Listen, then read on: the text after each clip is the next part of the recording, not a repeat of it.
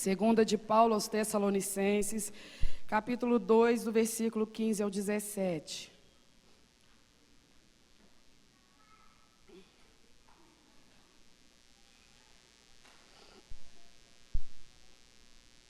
Aleluia. Encontramos, irmãos. Capítulo 2, do 15 ao 17.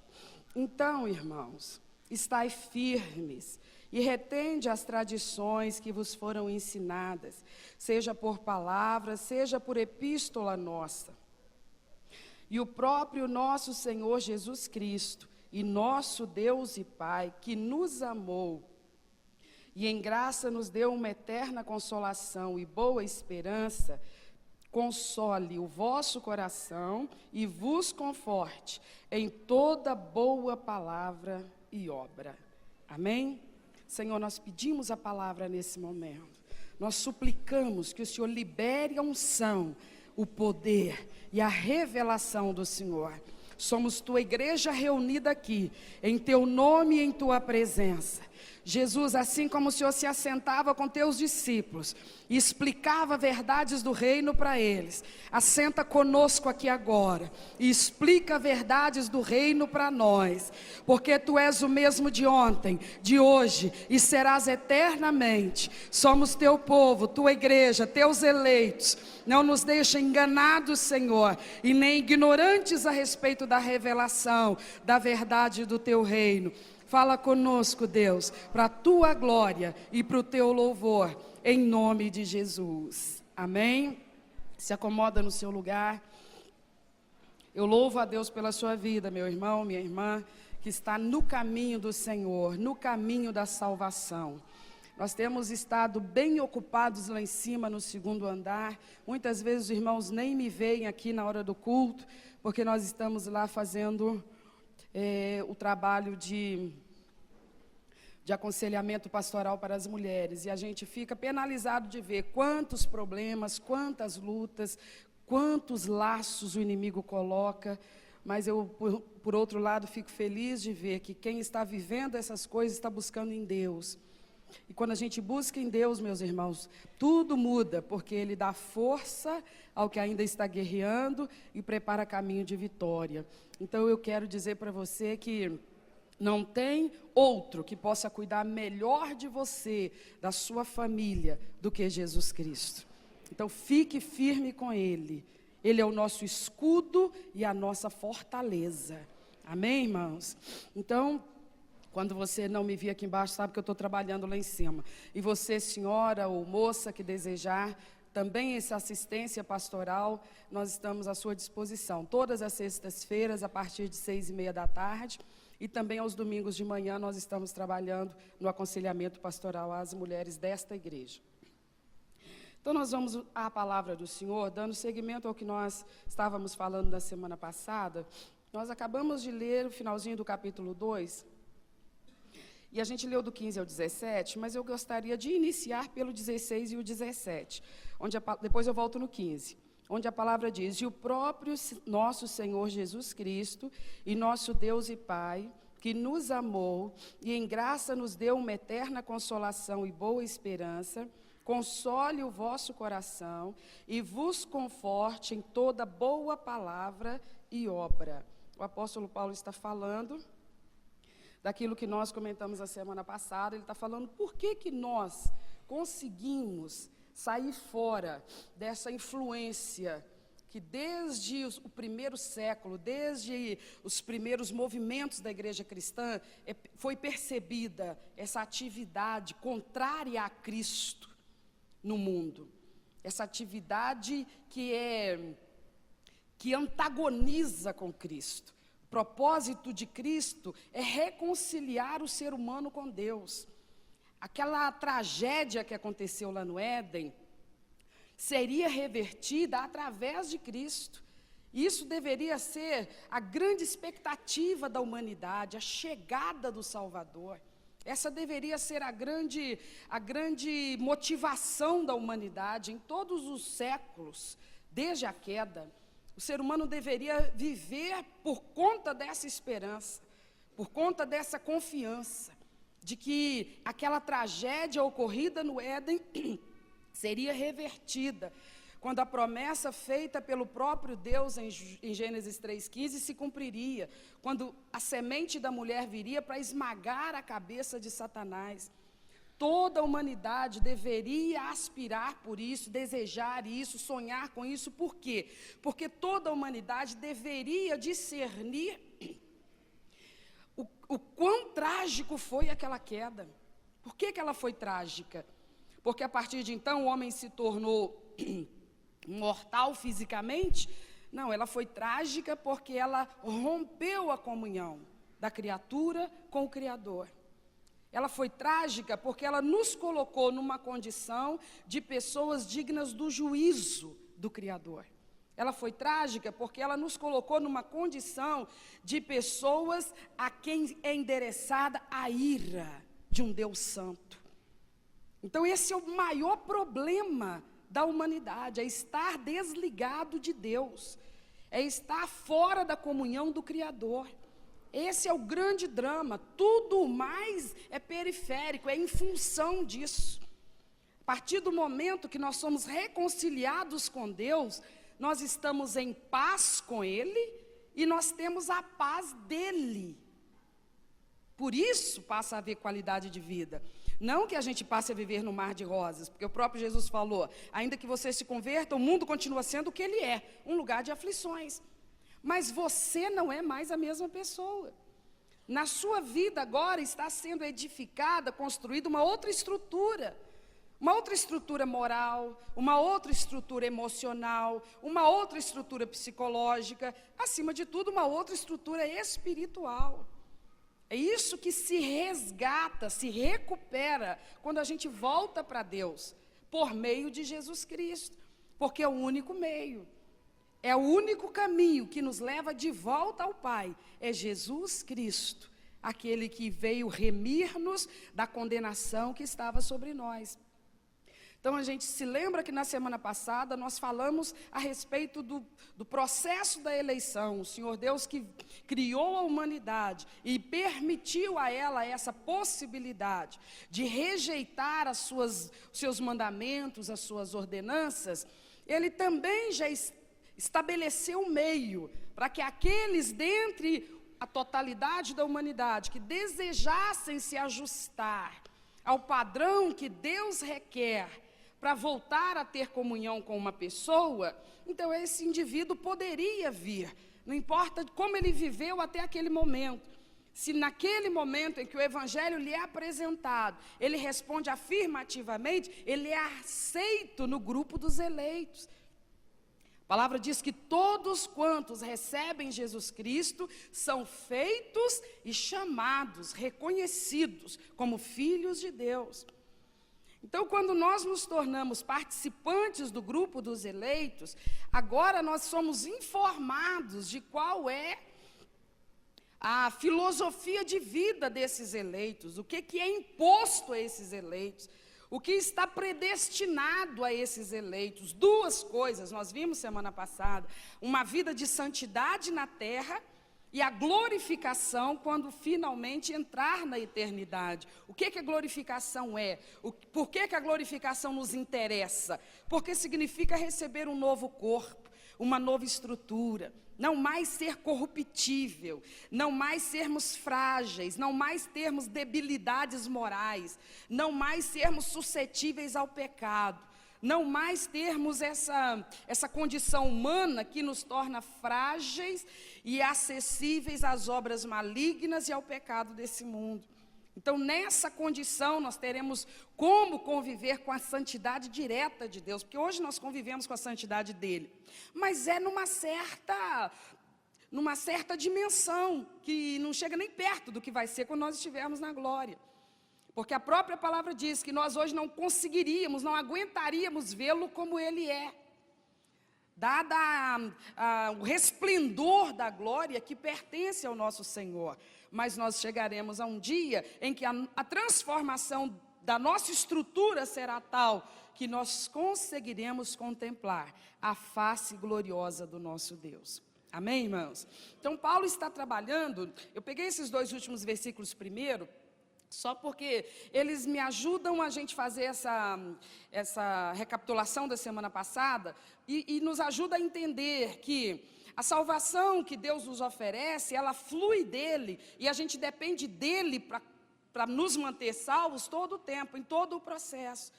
O apóstolo Paulo está sempre batendo nessa tecla: a salvação é pela graça. Nós daqui a pouquinho vamos começar a falar dessa caminhada em santidade. E isso não é uma coisa que nós vamos nos dedicar a ela para ver se nós conseguiremos ser salvos, mas é porque nós já estamos salvos.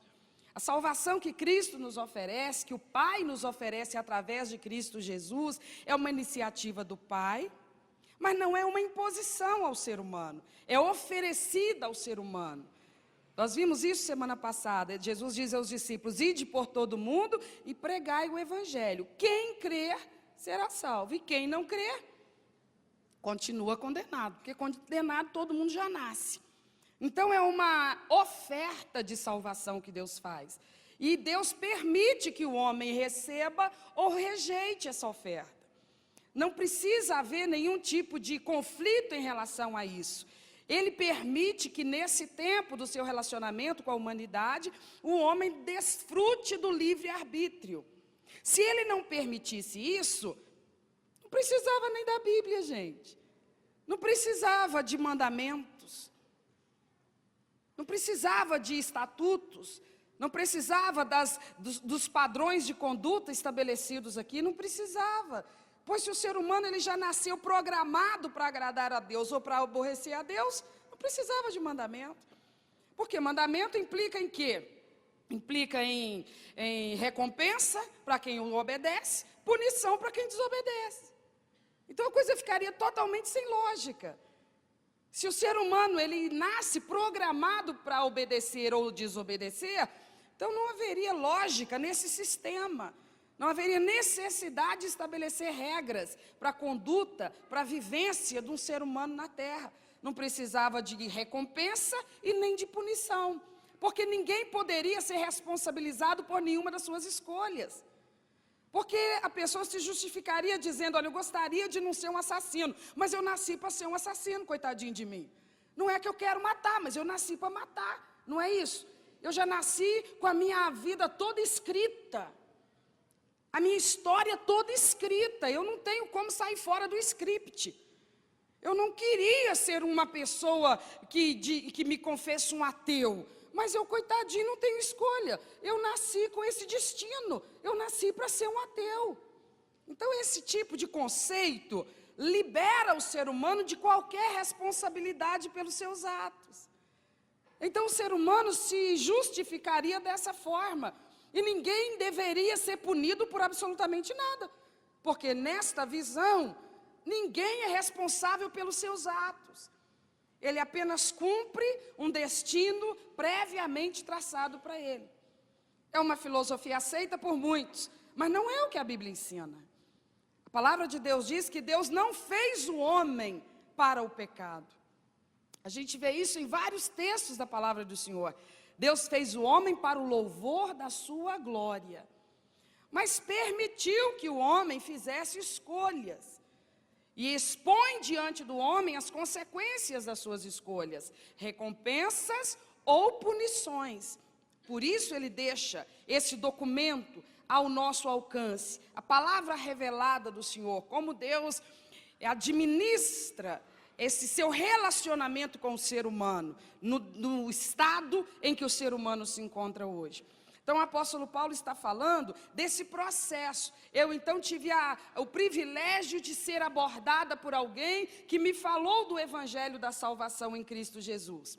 Podia ter dito não e podia ter dito sim. Eu disse sim. Então fui aceita no grupo dos eleitos. E agora me é informado que eu preciso aprender a me conduzir e a me comportar de maneira diferente de como eu me comportava até então. Porque agora eu faço parte de uma nova raça.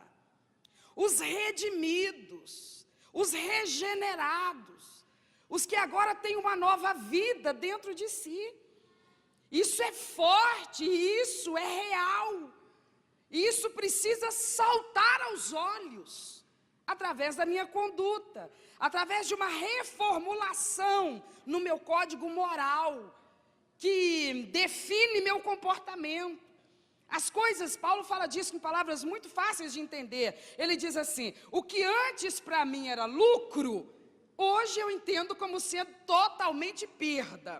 E o que antes eu reputava como prejuízo, como perda, hoje eu vejo que é onde está verdadeiramente o valor. O que significa isso? Mudança de visão, mudança de interpretação, uma nova maneira de ver e de entender as realidades com as quais se tem contato todos os dias e o tempo todo. Uma outra leitura das verdades que estão diante de nós. Agora, não subjetivas, não relativas, mas verdades absolutas, pela ótica de Deus, revelado na palavra do Senhor. Então, quando eu ingressei no grupo dos eleitos, me foi feita a oferta de salvação, e eu podia ter dito não, mas disse sim. Eu agora fui aceito no grupo dos eleitos. Como é que eu cheguei no grupo? Eu cheguei totalmente desarticulada. Eu cheguei totalmente inadequada.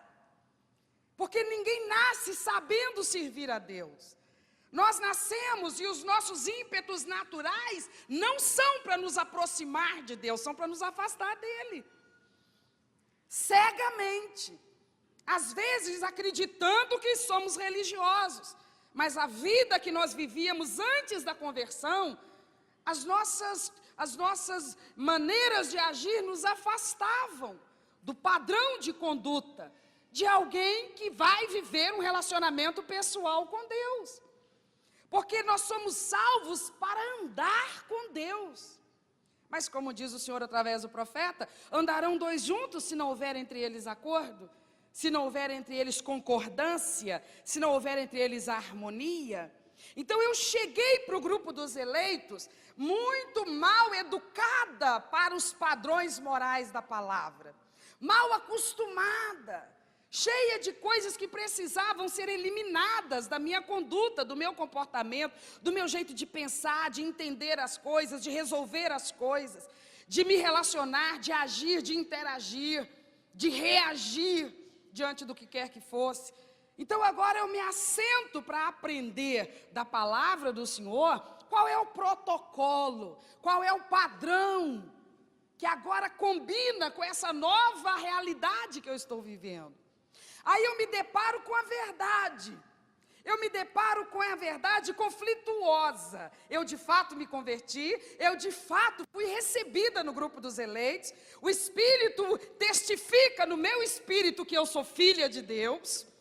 Pessoas ouvem que eu me converti e às vezes vão dizer, mas depois de tudo que fez, de tudo que aprontou, mas é muita audácia. E às vezes eu quero ter essa dúvida, mas será que sim, será que não? Mas Paulo diz, o Espírito de Deus confirma no teu espírito que você é um filho de Deus. Apesar de tudo que você já fez, de como você viveu, mas porque você disse sim para o Evangelho, houve uma transformação na sua circunstância espiritual. Você estava morto e agora você está vivo espiritualmente. Isso significa deixar de ser uma pessoa com características erradas e da noite para o dia me tornar uma pessoa adequada para a vida cristã? Da noite para o dia, claro que não. É aí que entra o processo. O processo aonde eu me ajusto à salvação que eu recebi. Eu vou aprender agora a viver como um eleito de Deus. Leis novas vão ser estabelecidas na minha alma. Eu vou receber da palavra. Porque antes eu era cega para as verdades da palavra. Me parecia impossível entender qualquer texto da Bíblia. Quantos tinham essa impressão? Nos parecia mistério, puro mistério. Nós tínhamos uma dificuldade quase intransponível de entender o que quer que fosse no texto da palavra do Senhor. Mas a obra de Deus nos regenerando foi tão maravilhosa, que a Bíblia diz que agora é como se a venda tivesse saído dos nossos olhos. Muitas vezes você vai encontrar na Bíblia o Senhor Deus falando aos homens, às pessoas que Ele escolhia, e através de quem Ele iria trabalhar, Ele dizia: não se aparte desse livro, medita nesse livro, estuda essa palavra. Deus está nos recomendando a Bíblia. Ele fala, você precisa, essa matéria é a matéria para a sua vida, para o seu dia a dia. Você precisa amar essas palavras, porque quando você as escuta, quando você as estuda, é Deus conversando com você. É a palavra do próprio Deus. Foi essa palavra que Davi estudou. Foi essa palavra que os profetas estudaram. Foi essa palavra que os apóstolos estudaram, que os primeiros cristãos estudaram. A verdade absoluta de Deus para a nossa vida, enquanto povo de Deus na terra. Aí quando você começa a estudar, você se depara com esse dilema. Meu Deus, mas eu estou muito longe disso. Nossa, mas eu não sei se eu vou dar conta, é muito diferente de como eu sempre fui. Mas se eu fui regenerado, se eu de fato me converti, se eu nasci de novo, não deveria ser difícil para mim. Não apenas entender como colocar em prática o que está aqui. O que está acontecendo comigo? Está acontecendo comigo uma coisa muito natural. Eu estou no processo da transformação, que não vai acontecer da noite para o dia, que vai acontecer gradativamente, num ritmo que depende de mim, da minha dedicação, da minha seriedade, do meu empenho, mas não só de mim, vai depender do próprio Deus, que é quem continua executando na minha vida o processo da salvação, porque esse ajuste da minha conduta agora aos padrões elevadíssimos da palavra de Deus, vai exigir muito mais do que eu tenho para oferecer. Precisa força de vontade? Precisa, mas não basta. Precisa seriedade? Precisa, mas ainda não basta. Precisa muito empenho? Precisa mesmo, mas ainda que a gente se dedique 100%, ainda não será suficiente. Nós vamos continuar dependendo do Salvador, para permanecermos e avançarmos no caminho da salvação. Ficou claro? Por isso Paulo sempre vai bater nessa tecla da nossa interação com Cristo. Ele sempre vai usar uma expressão assim: em Cristo, nele, sempre, dando a entender o quê? Que se em comunhão com Cristo, sem relacionamento com Cristo, ninguém avança no caminho da santidade. Porque santidade não são atos religiosos. Santidade bíblica tem a ver com moralidade e ética cristã. Moralidade e ética tem a ver com resistir a tentações. Resistir a tentações não é fácil. É fácil? Vamos falar a verdade. Para você pode ser fácil resistir a uma coisa que me tenta, mas não te tenta. Aí quando eu escorregar naquilo que me tenta, você vai zombar de mim, vai me criticar e vai me tampar a pedra. Porque você vai achar um absurdo, é uma vergonha. Mas é porque aquilo é um fraco para mim, não é para você. Mas tu não é santo, vai ter alguma coisa que tenta você. E quando chegar a tua vez de se deparar com a tua tentação, aí vai ser a minha vez de julgar você. E dizer, mas que vergonha, hein? Eu não cairia nisso. Nossa, mas você está caindo nisso? Ih, credo, eu não cairia nisso. Que vergonha. Então nós ficamos julgando-nos uns aos outros, sem lembrar que cada um de nós somos ainda humanos. E há fraquezas ainda em nós. E há possibilidades de queda para qualquer um de nós. Então Jesus falou repetidamente: vigiai e orai. Vigiar quem? Hein? Então a gente entendeu. É para vigiar a gente mesmo. Mas ele não mandou vigiar e apenas a gente observar porque está vigiando. Eu estou me vigiando, eu estou vendo que eu estou fraco. Eu estou vigiando, ele mandou vigiar. Porque eu estou vigiando, eu estou atenta a mim mesmo, eu estou me observando. Eu estou vendo que eu estou fraca. Mas eu estou fazendo o que ele mandou, eu estou vigiando. É um vigiar passivo?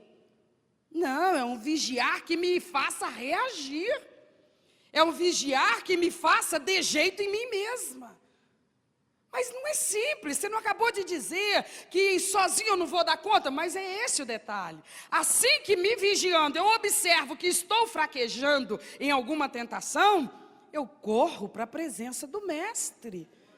Porque ele me fala em Romanos capítulo 8, 28, 26, se eu não me engano, através do apóstolo Paulo, que o Espírito Santo nos ajuda nas nossas fraquezas. Então nós não vamos conseguir trilhar esse caminho sozinhos mesmo não. Por isso que a salvação parte dele e nós devemos a ele a nossa salvação em qualquer tempo que seja. Porque ainda que tenha a nossa parte na história, mas a nossa parte alienada do agir dele não é suficiente. Nunca será suficiente. Porque ele quer mais do que atos religiosos. Ele quer vida no altar. Ele quer um caráter tão moldado, tão aperfeiçoado, tão lapidado na palavra, que ele possa virar e dizer que ele tem prazer na nossa vida, na vida que nós vivemos na face da terra. Amém, irmãos? Então tá. Preciso que você vá comigo para Romanos capítulo 8. Antes de Romanos 8, vamos para Romanos 3. Romanos 3, 23 e 24.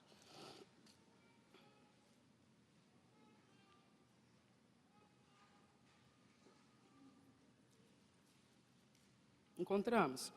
Então, nós vamos Romanos 3, 23 e 24, e depois, em seguida, nós vamos para Romanos 8, 29.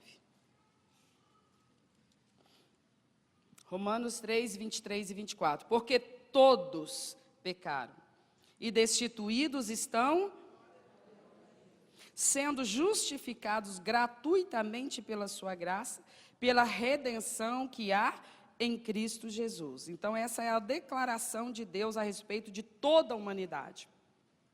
Ele diz que ninguém dispensa a redenção em Cristo Jesus, porque todos pecaram.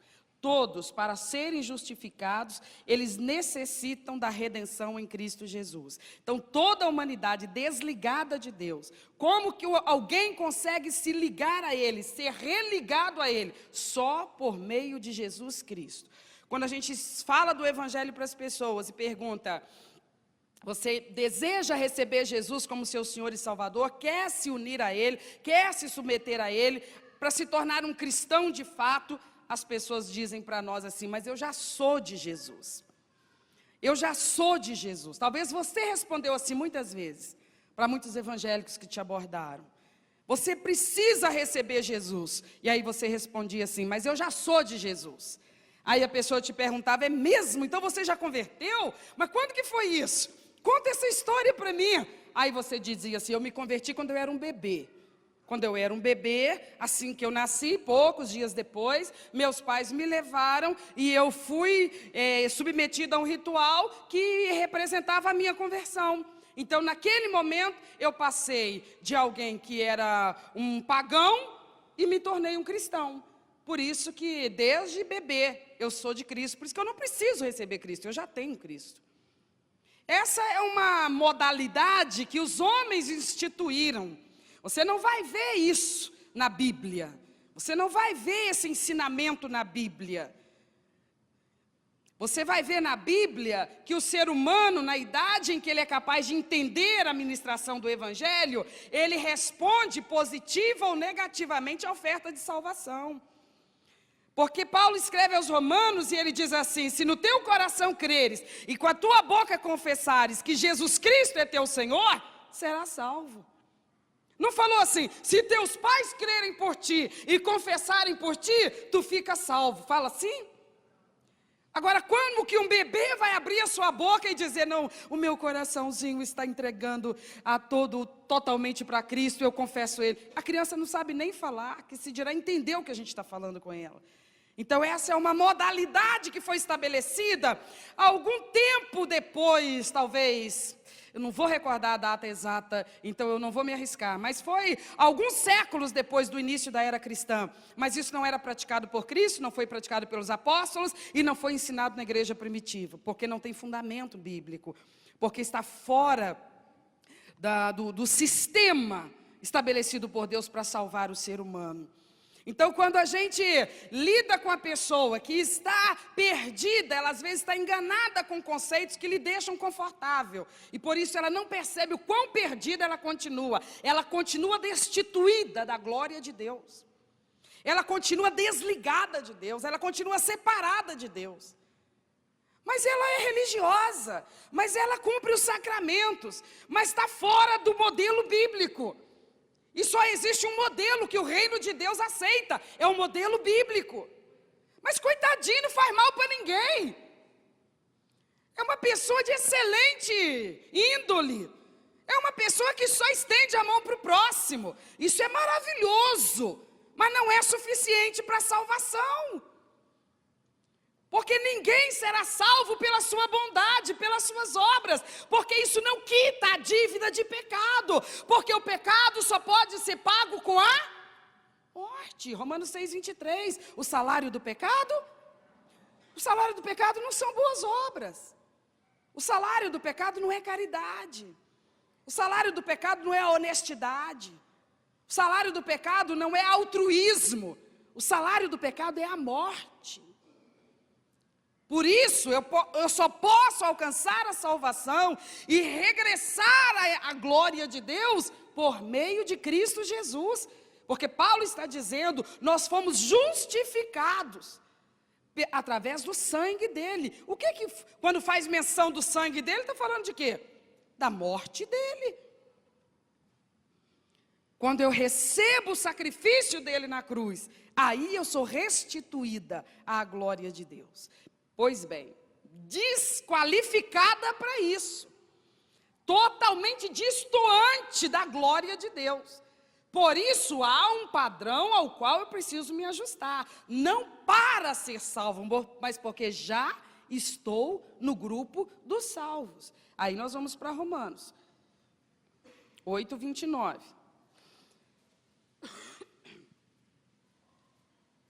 Porque os que dantes conheceu, também os predestinou para serem conformes à imagem do seu Filho, a fim de que ele seja o primogênito entre muitos irmãos. Sua Bíblia está aberta? Então me ajuda a interpretar esse texto. Porque os que dantes conheceu, antes quando? Você estava aqui na semana passada. Os que dantes conheceu, antes de quando ele conheceu estes? Antes da fundação do mundo. Lembra que nós falamos semana passada? Baseados no que Paulo escreve no capítulo 2 de Tessalonicenses, verso 14, e no que ele fala aos Efésios, capítulo 1, versículo 4, diz que antes da fundação do mundo, Deus já elegeu um povo. O que significa? Significa que ele, antes de criar a raça humana, ele já falou, fulano vai nascer para ser parte desse povo, cicrano vai nascer para ficar fora desse povo, fulano vai nascer para ser dentro desse povo, cicrano vai nascer para ficar fora desse povo. Não é disso que Paulo está falando. Ele está dizendo que antes mesmo de criar a raça humana, ele sabia que o homem, com a liberdade de escolha que ele mesmo lhe conferiria, o homem cairia no pecado e ficaria destituído da sua glória. E a sua justiça perfeita não permitiria receber esse homem de volta. E esse homem precisaria sofrer a condenação digna do pecado, da quebra, da obediência a Deus. Então ele poderia simplesmente ter resolvido assim, quer saber de uma coisa? Vou fazer essa espécie coisa nenhuma. Vou fazer só os gatos, os cachorros, os elefantes, os cavalos, que isso aí não vai me dar canseira. Eu não vou fazer uma espécie conforme a minha imagem e semelhança, coisa nenhuma. Ele podia ter feito isso.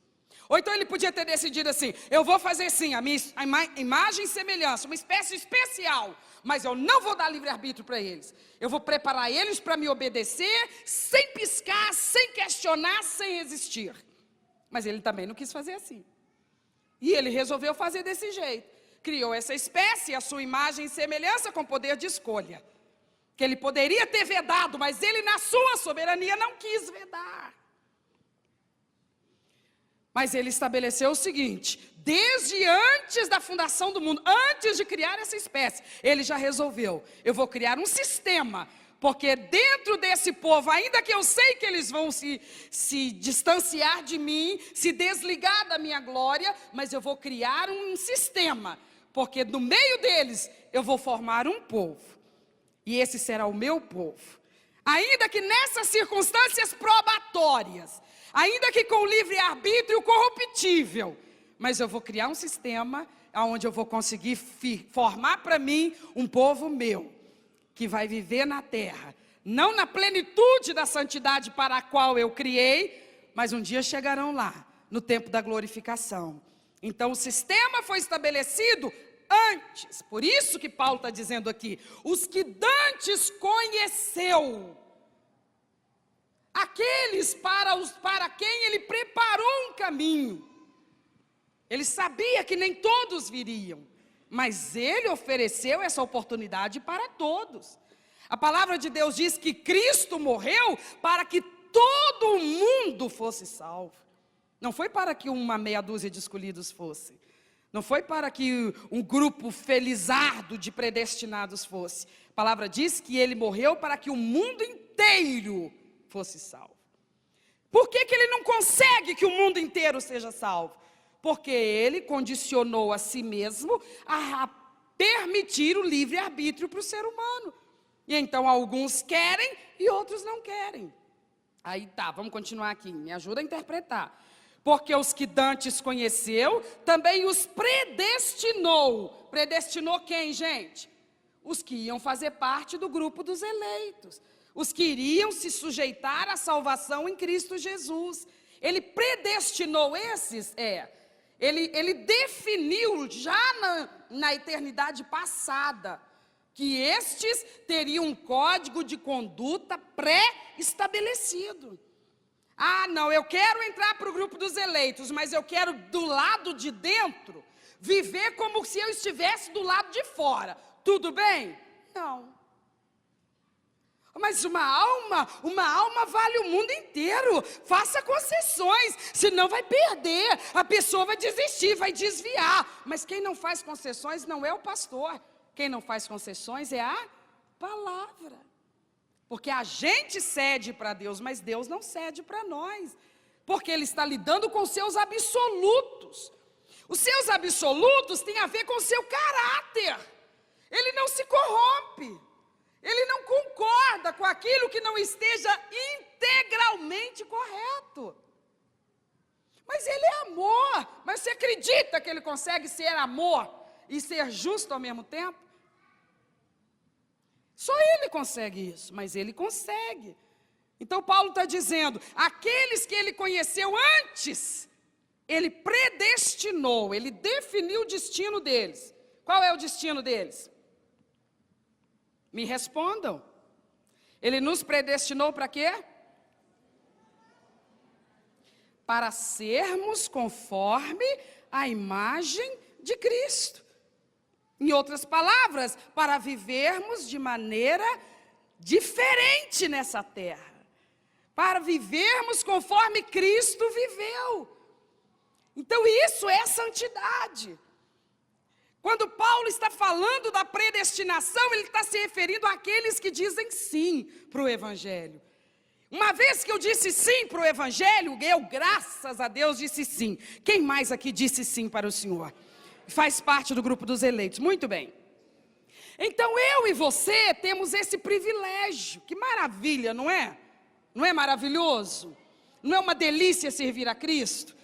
Nós estávamos começando o culto aqui hoje, a presença de Deus já era tão forte no nosso meio. Não é gostoso sentir a presença de Deus? Não é maravilhoso viver na presença dEle? É tudo de bom. Mas não há apenas benefícios, também há imposições. Também existem imposições. Deus não transige com a palavra dEle. Talvez, irmãos, eu vá pregar para você por mais 50 anos e eu não vou conseguir te explicar o quanto Deus leva a sério a palavra dEle. Ele não descuida da palavra dEle. Ele não muda uma vírgula nos princípios e conceitos da palavra dele. E ele deixou essa palavra justamente para que diante de nós estivesse um documento que não deixasse sombra de dúvida sobre como que Deus pensa desse assunto, daquele outro. O que não está explícito, está implícito, e não tem dificuldade da gente discernir o que é que Deus aprova e o que é que Deus reprova. Então a palavra dele é que vai nos dar esse direcionamento. Mas Deus, a responsabilidade é quase inalcançável. Como é que eu vou me conformar à imagem de Cristo? Como que isso é possível? Do que Paulo está falando? Ele está falando de transformação moral, gente. Ele está falando de mudança de comportamento. Mas não é apenas ensaiar e treinar um novo jeito de agir. A coisa tem que vir lá do fundo da nossa alma. É o novo homem que vai ser gerado em nós, através da compreensão da palavra. Por isso o momento da pregação é um momento misterioso. É um momento milagroso. É um momento em que a venda cai dos nossos olhos. É o momento em que o nosso espírito humano, resistente a ser controlado, ele se quebranta diante do poder e da autoridade do nosso Salvador. E o que a gente não aceita que o cônjuge fale, não aceita que os pais falem, não aceita que colega fale, Deus vem aqui, dá uma lavada na nossa cara e a gente se quebranta e fala: Senhor, ainda bem que o Senhor não desiste de mim. Eu preciso mesmo dessa palavra. Oh meu Deus, tem misericórdia. Eu vou vencer, eu vou vencer. Eu vou vencer quem? Quem que eu preciso vencer? Esse é o nosso grande desafio. Por conta dessa presença ainda ativa da nossa natureza humana. Ela não foi amordaçada quando nós somos regenerados. Nós ainda somos pecadores.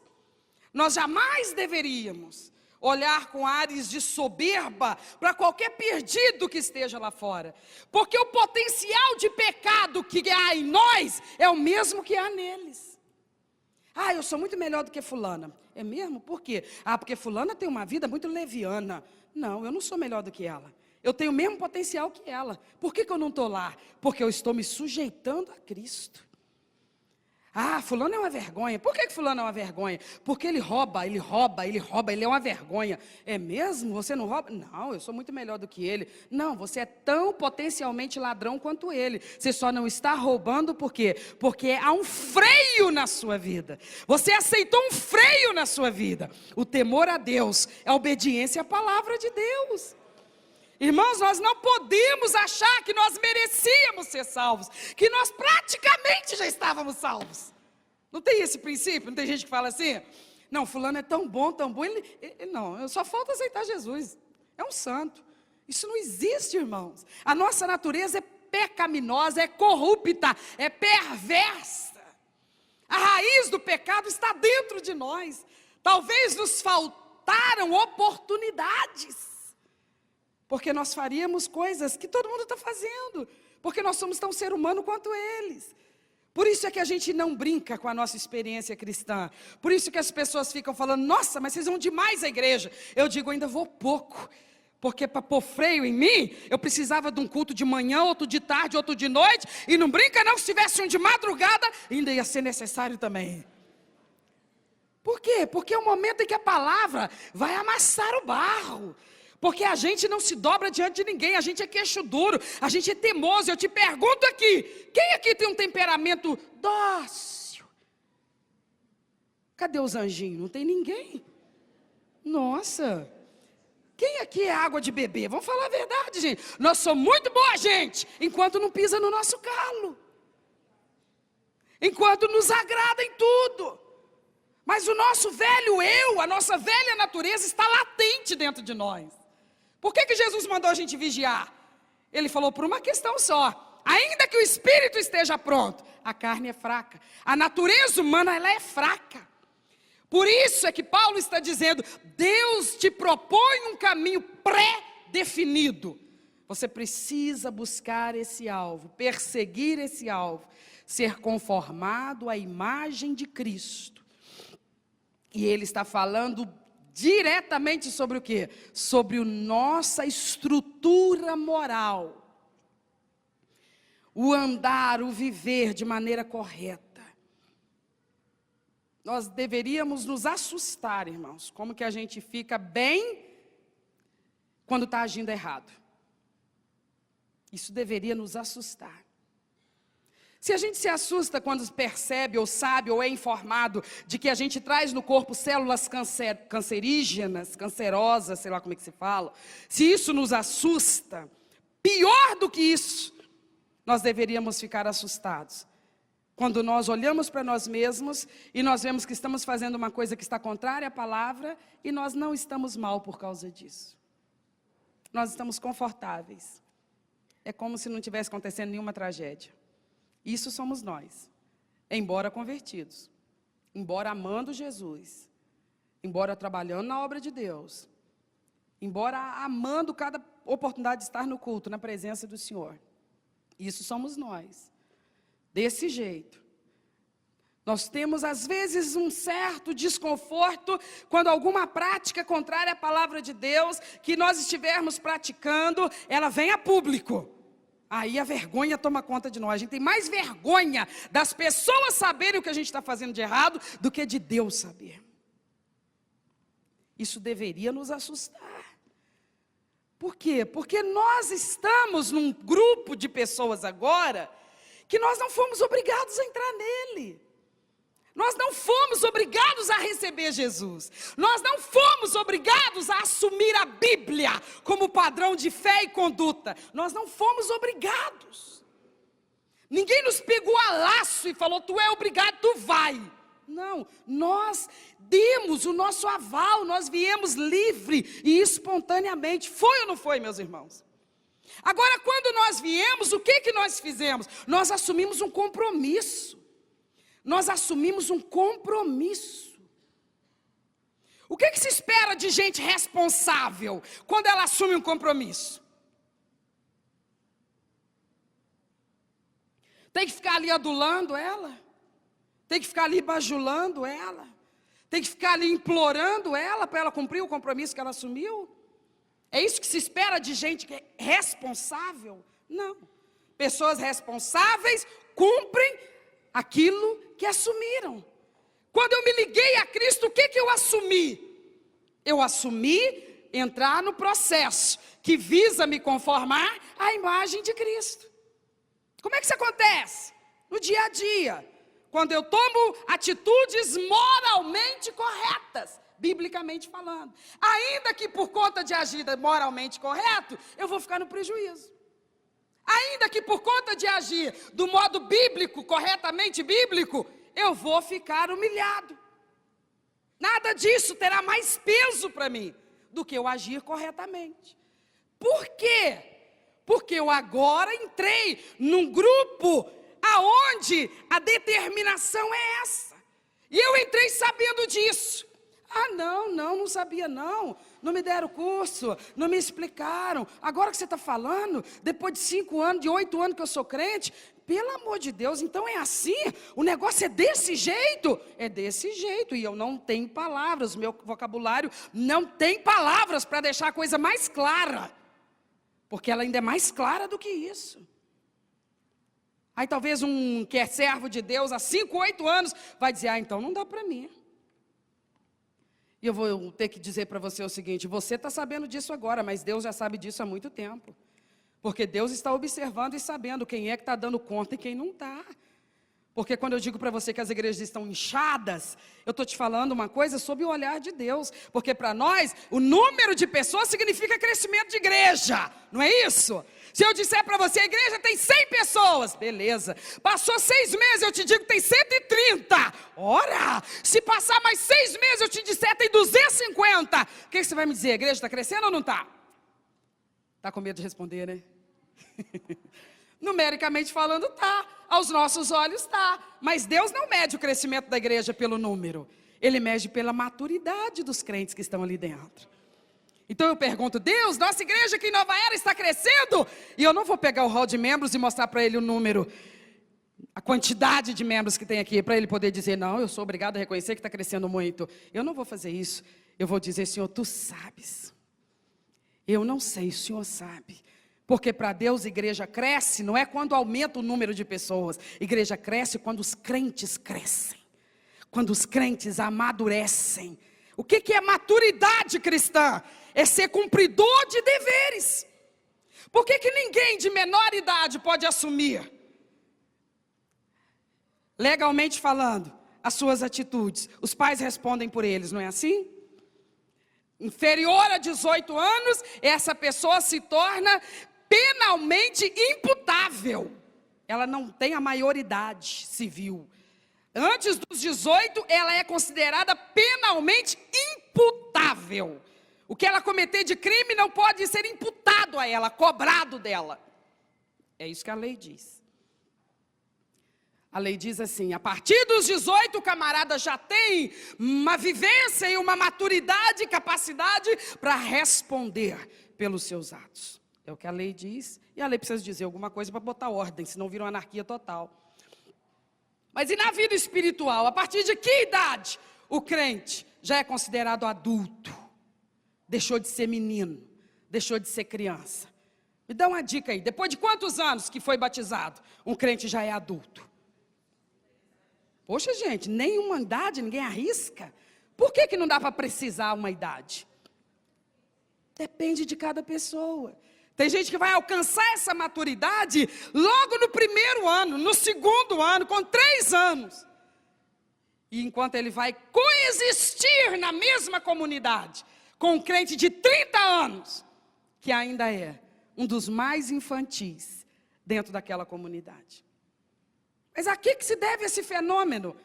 A rebeldia e a resistência à palavra e ao Espírito de Deus. Que não pense você que o Senhor Deus nos chamou daquele mundo onde nós estávamos, da perdição lá fora, e nos reuniu aqui para a gente ficar cantando para Ele. Deus já tem que cante para Ele dia e noite sem cessar. Ah, quer dizer que Ele não gosta do louvor? É claro que Ele gosta, mas não foi para a gente cantar para Ele que Ele trouxe a gente para dentro da igreja. Antes de tudo e de mais nada, Ele nos trouxe para quê? Para nos ensinar aqui, para que quando a gente voltar lá para fora, nas nossas tarefas cotidianas, a gente lá reflita a glória da presença de Deus que nos envolve aqui dentro. Por que tem gente implicando com crente, falando assim, eu não sei que diferença está fazendo tu não faltar nos cultos, tu não falta na igreja, tu está todo dia na igreja, mas não está fazendo diferença nenhuma, parece que quanto mais tu vai, pior tu fica. O que é isso, gente? Isso é um desserviço à obra de Deus. Isso é um prejuízo à reputação da obra de Deus. Ah, mas as pessoas cobram demais dos crentes, ainda cobra pouco. Ainda cobram pouco, porque não há o que esperar de quem se coloca debaixo da manifestação da gloriosa presença de Deus, senão uma transformação de caráter, de estrutura. Nós deveríamos ser na sociedade os elementos que fazem a diferença, meus irmãos. Paulo diz que nós deveríamos ser o cheiro do bom perfume de Cristo, onde quer que a gente estivesse. Que as pessoas, no ambiente que a gente chegasse, elas se constrangessem na nossa presença. Não por nossa causa, mas porque vem alguma coisa sublime em nós. E o que seria isso?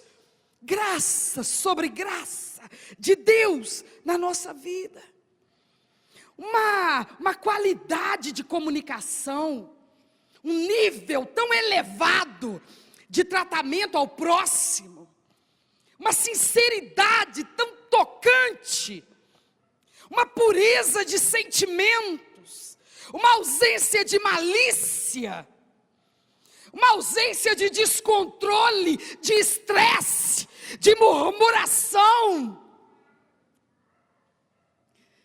O crente às vezes fica se sentindo tão melhor, porque ele não age levianamente, porque ele não age desonestamente. Maravilhoso isso. Mas nós temos mais do que isso para apresentar aí fora.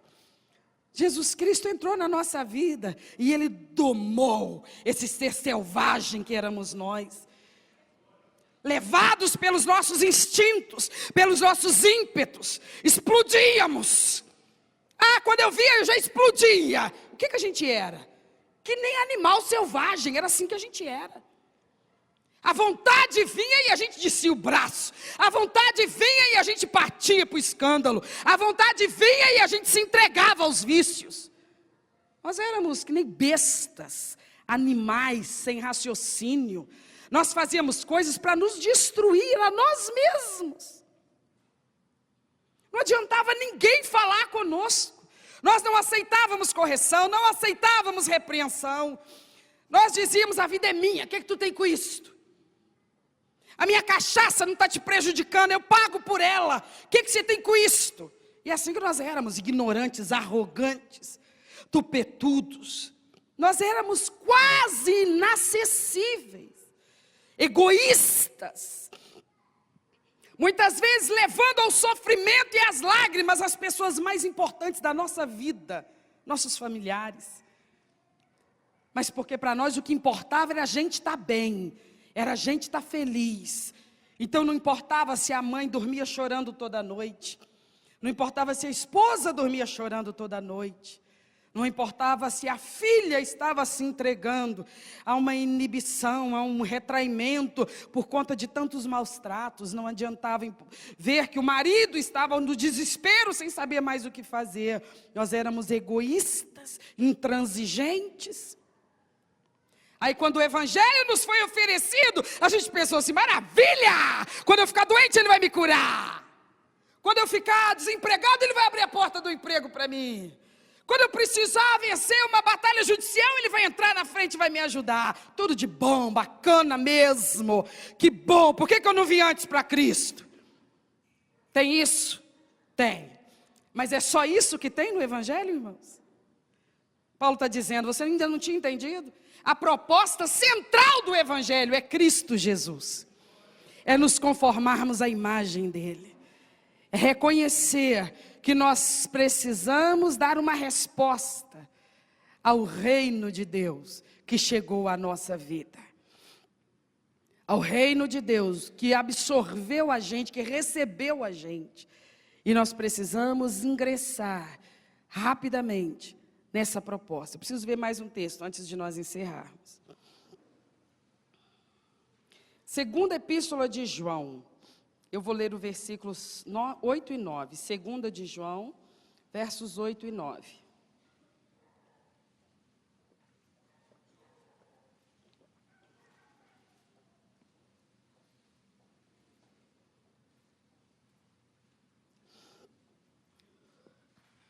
Encontramos? Não encontramos. Vamos lá? É porque ele é pequenininho, tem um capítulo só. Aí fica difícil você achar. Finalzinho da Bíblia aí. 2 de João, versos 8 e 9. Diz assim, olha só. Olhai por vós mesmos, para que não percamos o que temos ganhado. Antes, recebamos o inteiro galardão. Todo aquele que prevarica e não persevera na doutrina de Cristo, não tem a Deus. Quem persevera na doutrina de Cristo, esse tem tanto o Pai como o Filho. Todo aquele que prevarica e não persevera na doutrina, não tem a Deus. Nós falamos do conceito dessa palavra agora há pouco, quando eu falo prevaricar. O que eu estou querendo dizer? Eu estou me referindo a uma pessoa que assume um compromisso, mas intencionalmente não cumpre a sua parte. Prevaricar é assumir um compromisso intencionalmente, por má fé, não cumprir a parte que lhe cabe. Então, isto posto, fica mais claro entender do que João está falando. Ele está falando assim, olha, observe, para que você não perca o que você já alcançou. Nossa, João, o que você está querendo dizer? eu já estou dentro, eu faço parte do grupo. Ele está dizendo assim, observe, porque o grupo tem uma determinação, é a santidade, a conformação à imagem de Cristo. Observe, porque talvez você diga assim, não, mas eu não estou indo assim muito intensamente, mas estou indo. Para você pode estar bom, mas o reino não aceita assim. Olhe para mim, por favor. No reino não há mais ou menos vivo. Ou tu está vivo ou tu está morto. Para o reino não existe isso. Um cristão mais ou menos vivo. Ou tu está vivo e a vida de Cristo está latente em você, ou tua lâmpada já se apagou. Então João está dizendo assim, observe-se. Um dia você recebeu um privilégio. Não perca o que você recebeu um dia. Como que eu vou perder isso? É o diabo que vai tirar de mim? Nem tem nome do bicho aqui. O João está falando, tu perde quando tu prevarica. O que é prevaricar? É se negar a cumprir a tua parte no acordo. A parte dele é te aceitar dentro, é te dar poder para permanecer, é estar do teu lado para te ajudar nas tuas fraquezas. A parte que te cabe é se sujeitar à doutrina, é se submeter à doutrina. Paulo está falando disso aos Tessalonicenses. Estejam firmes e retenham as tradições que receberam de Cristo e dos apóstolos, os ensinamentos, a doutrina, os mandamentos, as imposições do Evangelho. Tem uma quantidade imensa de mandamentos para nós no Novo Testamento. Tem gente que fala assim, não, nós estamos debaixo da graça, a lei é do Antigo Testamento. A lei do Antigo Testamento é para o judaísmo, mas o cristianismo também tem lei.